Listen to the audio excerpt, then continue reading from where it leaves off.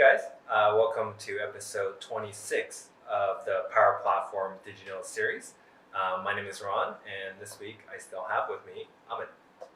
Hi, I am still a part of a great team across Microsoft Canada who brings the value of Microsoft Azure to our customers and partners. Terrific. So guys, we continue to talk about the session from the Microsoft Business Application Summit called Power BI for Kuna and GSK. And the session is really about how these two customers are leveraging the common data model and Power BI to be part of their enterprise data strategy. So I'm moving on to GSK now, and GSK, also known as GlaxoSmithKline, is a global consumer packaged goods company and needs no introduction. They have operations all over the world, and the interesting thing I found about the story is their need for real-time data insights to be available to their people in order to help their global operations.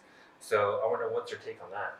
Well, this is an amazing story, and to your point, Ron, GSK is an FMCPG company. So there are two parts to that. The fast moving, it is very fast, it needs real time access to insights and data, and then it's consumer packaged goods. So you really need to reach the consumer. So you're placing promos in Costco, in Walmart, and online, and then the promo can be on for 3 days. You can't wait for the weekly report to get the data from all of these channels. So the team is talking about an amazing experience where they broken down the silos and brought all the data estate that they had, so that it's all living on a modern data warehouse with Azure Data Lake, Azure Data Warehouse, and the rest of the Azure services. They explained it well in the session.